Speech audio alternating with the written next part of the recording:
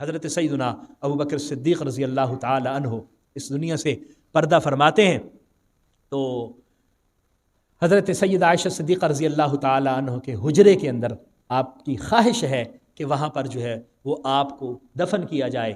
حضرت سیدہ عائشہ صدیقہ رضی اللہ تعالی عنہ آپ اجازت بھی دے دیتی ہیں، پھر بھی آپ فرماتے ہیں کہ آپ اس طرح کرنا کہ جب میں اس دنیا سے پردہ کر جاؤں، نہلا کر جنازہ پڑھ کے وہاں پر لے جانا، اگر اجازت مل جائے تو پھر مجھے حضور کے پہلو میں دفن کر دینا، اور اگر اجازت نہ ملے تو پھر جنت البقیع میں دفن کر دینا۔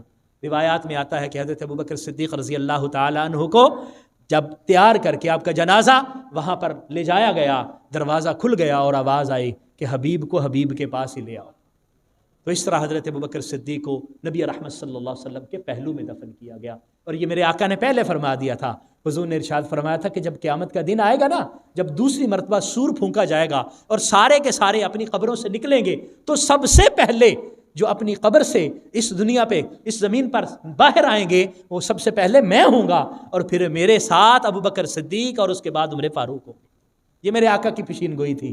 آج بھی اس بات کی دلیل ہے کہ آقا کریم صلی اللہ علیہ وسلم کے وہ محبوب صحابی جو ساری عمر حضور کی محبت میں پلے بڑھے اور حضور کی محبت کا درس دیتے رہے، وہ حضور کے ساتھ رہے اور آج بھی نبی کریم صلی اللہ علیہ وسلم کے ساتھ ہیں۔ اللہ کریم ہمیں ان کی سیرت و کردار کو اپنانے کی توفیق عطا فرمائے۔ آمین۔ وآخر دعوایا ان الحمد للہ رب العالمین۔